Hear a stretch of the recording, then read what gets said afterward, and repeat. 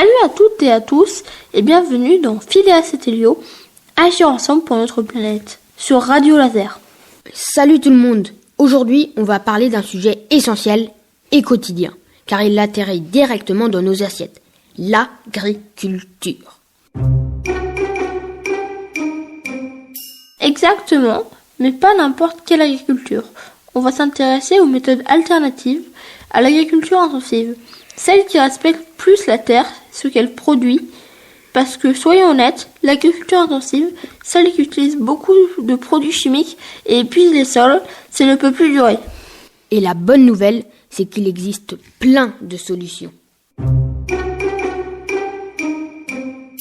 On commence par la plus connue, l'agriculture biologique. Le principe est simple, pas de pesticides de synthèse, pas d'OGM, et on favorise la biodiversité. Concrètement, ça veut dire que les agriculteurs utilisent des techniques naturelles pour protéger leur culture, comme la rotation des cultures pour enrichir le sol ou des insectes auxiliaires pour manger les nuisibles. C'est un peu comme si la nature travaillait main dans la main avec l'agriculteur. Ensuite, il y a la permaculture. C'est un concept qui est un peu plus large, qui ne se limite pas à l'agriculture. L'idée, c'est de concevoir des systèmes de culture qui s'inspirent des écosystèmes naturels. Par exemple, on peut planter différentes espèces de légumes, d'arbres et de fleurs côte à côte. Elles se rendent des services mutuels. Certaines apportent de l'ombre, d'autres fixent l'azote dans le sol, et d'autres encore attirent les pollinisateurs.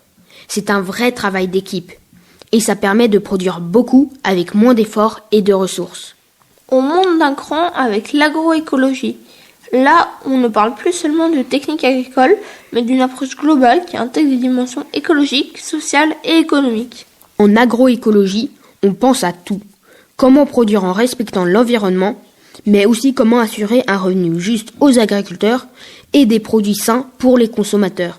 On favorise les circuits courts, le partage des connaissances et on réduit un maximum notre empreinte écologique. C'est vraiment l'agriculture du futur.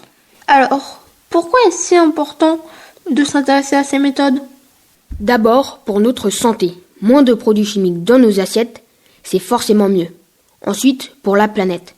Ces méthodes préservent la biodiversité, protègent les sols de l'érosion et de l'épuisement, et consomment moins d'eau et d'énergie. Et puis, ça aide aussi les agriculteurs à vivre mieux de leur travail, leur offrant des modèles plus durables et respectueux. Mais alors nous, Phileas et Thélio, et vous qui nous écoutez, comment peut-on agir ? C'est simple, la première chose, c'est de choisir bien ses produits quand on fait nos courses.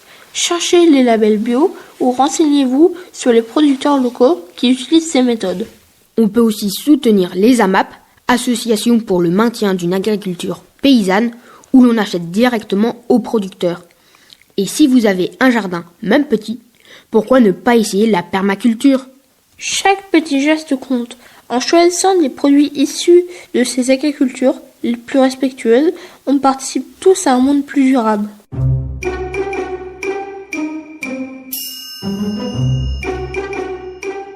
C'est tout pour aujourd'hui dans Phileas et Thélio, agir ensemble pour notre planète. Merci d'avoir écouté et on se retrouve très vite pour un nouveau sujet. D'ici là, agissons pour notre planète.